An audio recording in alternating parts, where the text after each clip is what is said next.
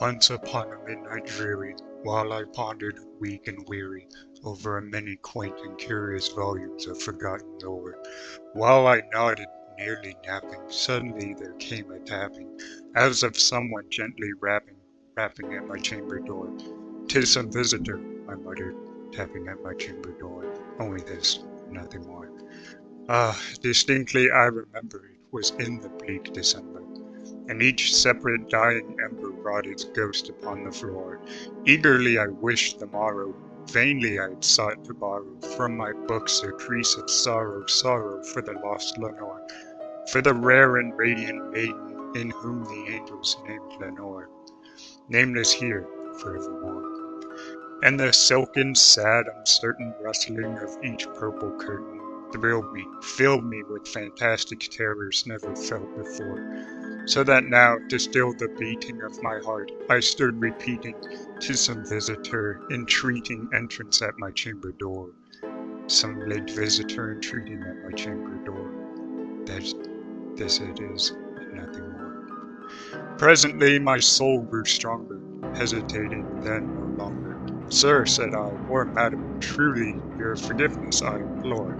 But the fact is, I was napping, and so gently you came rapping, and so faintly you came tapping at my chamber door, that I scarce was sure I heard you. Here I opened wide the door, darkness there, and nothing more." Deep into that darkness peering, long I stood there wondering, fearing, doubting, dreaming dreams no mortal ever dared to dream before. But the silence was unbroken, the stillness gave no token, and the only word there spoken was the whispered word Lenore. This I whispered, and an echoed murmur back the word Lenore.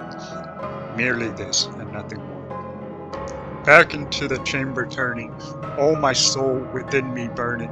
Soon again I heard a tapping, someone louder than before. "Surely," said I, "surely that is something at my window lattice. Let me see then what thereat is, and this mystery explore. Let my heart be still a moment, and this mystery explore. 'Tis the wind and nothing more." Open here I flung the shutter, when with many a flirt and flutter, in there stepped a stately raven of the saintly days of yore.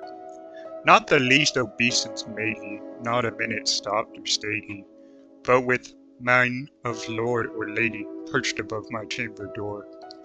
Perched upon a bust of Pallas just above my chamber door, perched and sat, nothing more. Then this ebony bird beguiling my sad fancy into smiling, by the grave and stern decorum of the countenance it wore.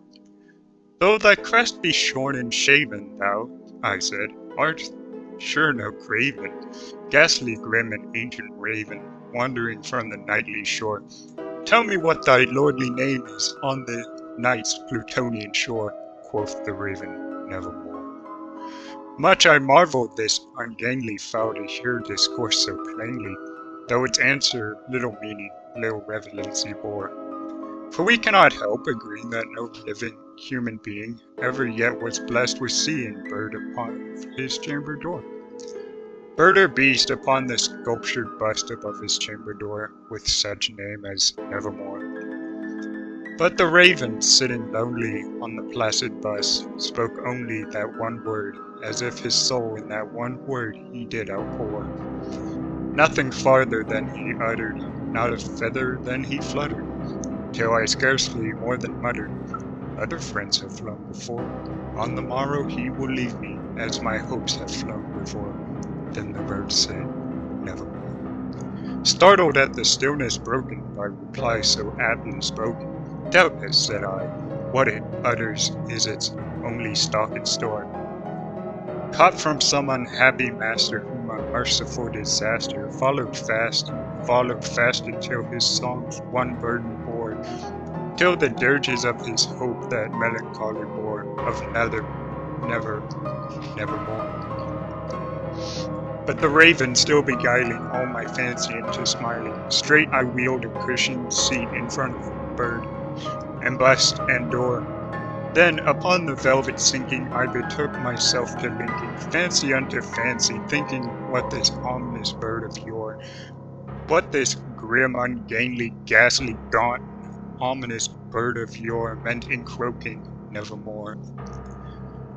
This I sat engaged in guessing, but no syllable expressing, to the fowl whose fiery eyes now burn into my bosom's core. This and more I sat divining, with my head at ease reclining, on the cushion's velvet lining that the lamplight gloated o'er. But whose velvet violet lining with the lamplight gloating o'er, she shall press, nevermore. Then, methought, the air grew denser, perfumed from an unseen censer, swung by seraphim, whose footfalls tinkled on the tufted floor. Wretch, I cried, thy God hath lent thee, by these angels hath he sent thee, respite and nepenthe from thy memories of Lenore. Quaff, oh quaff this kind nepenthe, and forget this lost Lenore. Quoth the raven, nevermore. Prophet, said I, thing of evil, prophet still, if bird or devil, whether tempter sent, or whether tempest tossed thee here ashore, desolate, yet all undaunted, on this desert island enchanted, on this home by horror haunted. Tell me truly, I implore, is there balm in Gilead? Tell me, I implore. Quoth the raven, nevermore. Prophet, said I, thing of evil, prophet still, if bird or devil, by that heaven that bends above us, by that God we both adore, tell this soul with sorrow laden, if within the distant Aidenn it shall clasp a sainted maiden, whom the angels name Lenore, clasp a rare and radiant maiden, whom the angels name Lenore. Quoth the raven, nevermore. Be that word our sign of parting, bird or fiend, I shrieked, upstarting. Get thee back into the tempest and the night's Plutonian shore. Leave no black plume as a token of that lie thy soul hath spoken. Leave my loneliness unbroken, quit the bust above my door. Take thy beak from out my heart, and take thy thorn from off my door. Quoth the raven, nevermore. And the raven, never flitting, still is sitting on the pallid bust of Pallas, just above my chamber door, and his eyes have all the seeming of a demon's that is dreaming, and the lamplight over him streaming throws his shadow on the floor, and my soul from out that shadow that lies floating on the floor shall be lifted nevermore.